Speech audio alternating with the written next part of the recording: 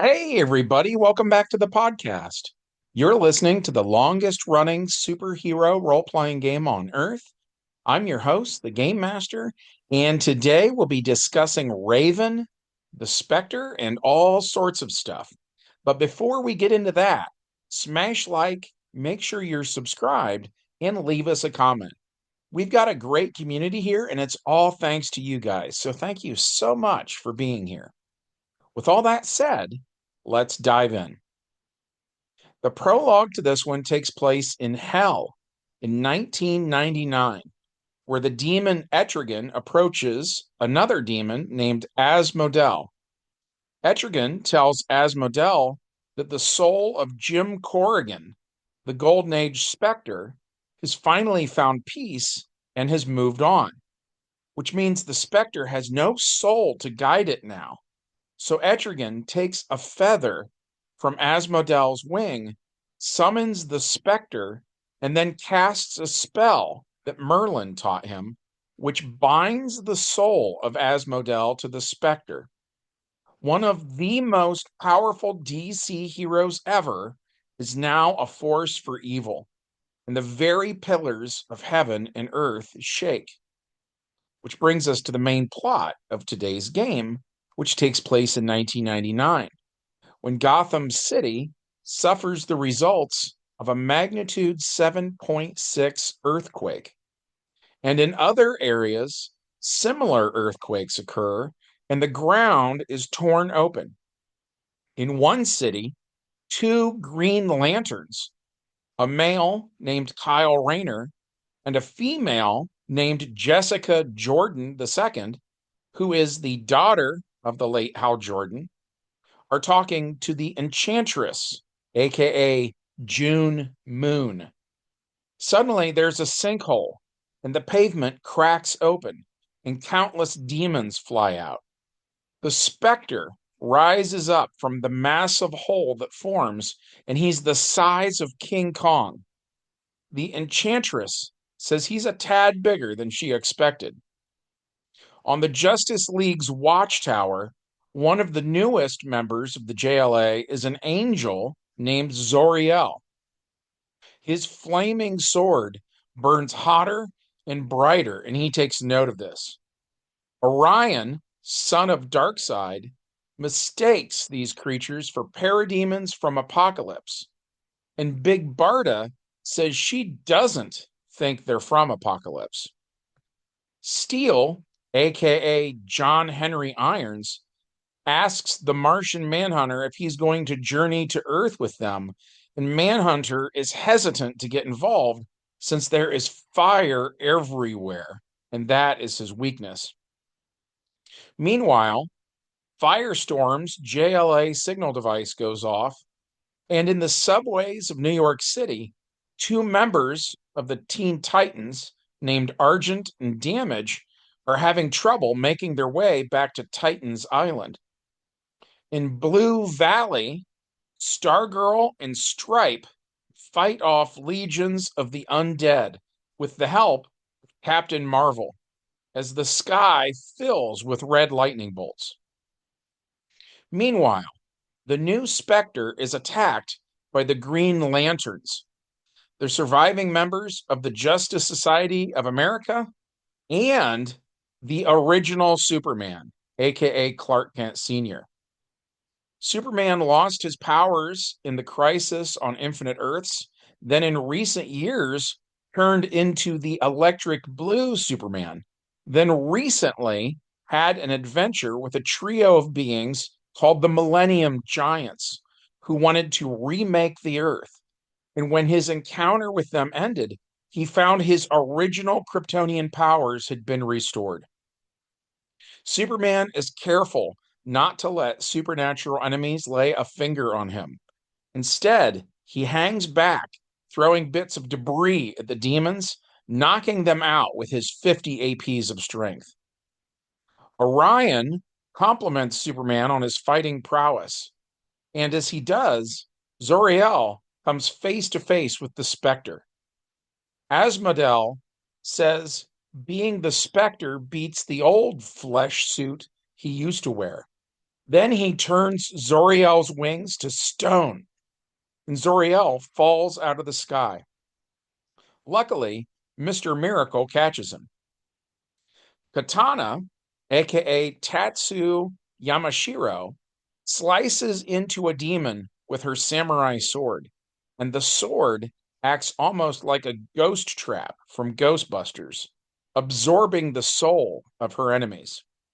She takes a swing at the Specter, hoping to trap the soul of Asmodel in her sword, but she misses.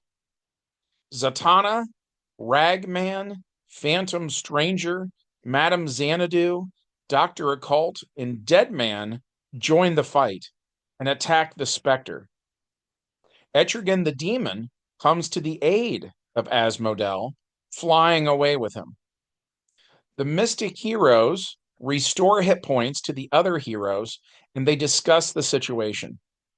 Superman knew Jim Corrigan back in World War II and suggests they go on a quest to find his soul and bind it to the Specter once more.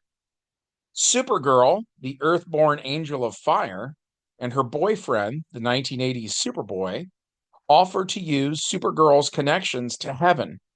So they go there and search for a solution to the problem, along with Zoriel, Mr. Miracle, Jessica Jordan, and Wonder Woman. When they arrive at the entry gate of heaven itself, they are met by the Archangel Michael, who looks like a man with long blonde hair wearing a pair of blue jeans. The heroes enter and come face to face with various dead superheroes, like the original Justice Society of America. Jessica Jordan meets the soul of Alan Scott, who died in the late 1940s, and they come face to face with the soul of Jim Corrigan. They plead with him to become the Specter again, but he explains that his time on Earth has ended. And even if he could go back, he just doesn't have it in him anymore. Also, while here, Jessica comes face to face with her father, Hal Jordan, who's here with his wife and his son. In the 1980s, Superboy comes face to face with his mother, Superwoman. He wants to stay here with her, but she tells him it's not his time and he has work to do on Earth. So, with what time they do have together, he introduces her to Supergirl, the Earthborn Angel of Fire, and he quietly tells his mother he's going to ask her to marry him. And Superwoman hugs Supergirl, treating her like a daughter. Meanwhile, a glowing green spaceship created by Kyle Rayner arrives at the gates of hell. The Green Lantern, the Atom, Deadman, the Enchantress, Firestorm, Superman, and Zatanna disembark. As they enter hell, they find it has literally frozen over. As Earth burns, the heroes in heaven move on to the realm known as Purgatory, and it is here that they encounter the soul of Raven of the Titans. Raven's father was the villain known as Trigon, while her mother was a hero named Arella. All her life, Raven felt torn between these two conflicting sides, and even in death, she does not know peace. The more the heroes talk to her, the more they think she is the soul they've been searching for. So Supergirl uses the fire of her wings, and Zoriel uses the flames of his sword, and they combine their powers to open a passageway back to Earth. Speaking of which, on Earth, the United States government evacuates most of the civilian population of Gotham City and declares it to be a no man's land. And in New York City, fire spreads as heroes like Ragman try to fight a seemingly endless horde of demonic invaders. The Specter bellows that what took God 6 days to create, he planned to undo in a matter of hours. Meanwhile, Captain Marvel, Starfire, Stargirl, and Stripe fly into space to an asteroid where they fight zombie cosmonauts. Once the zombies have been defeated, Stargirl gets her hands on the object they came here to get, the Spear of Destiny. Starfire takes it and seems to go crazy once it's in her hands, and she is engulfed by fire, not unlike the Phoenix Force. Starfire attacks the other heroes, blasting them with cosmic flame. Stripe uses an Omni gadget to disarm Starfire, and as soon as she lets go of the Spear of Destiny, she collapses. Captain Marvel takes it, and even as pure as he is, he still feels its pull. Meanwhile, in Hell, the heroes are attacked by a demon named Nibiros, but he, in turn, is attacked by the Blue Devil, and the Enchantress and the son of Felix Faust fight. In the end, Faust dies, and the fires of hell are reignited. On Earth's surface, the legions of demons are being sucked back into the underworld. Captain Marvel and the team from space return to Earth, and Captain Marvel cuts open the Specter's chest using the Spear of Destiny. Raven enters the Specter, but as she does, a demon named Neuron attacks the assembled heroes. He defeats them, then he enters the Specter too. As he does, the Specter entity grows 3 faces. Within the Specter, the 3 souls fight each other for control of the entity. The Specter itself appears to them in a form not unlike that of Ghost Rider, and it asks them why it should bond with any of them. So they each plead their case, and the Specter chooses Raven. The 2 demons are ejected, and Raven is now the Specter. She banishes the demons back to hell, and Neuron is demoted to the rank of a mere rhyming demon, the lowest of the low.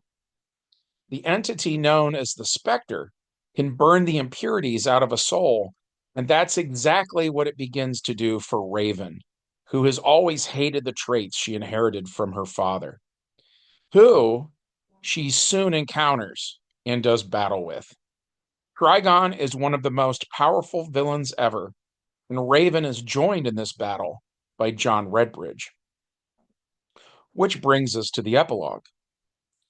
On Earth K, it is John Redbridge who owns South Iwo Jima Island, and in 1999, an alien starship crashes into the island.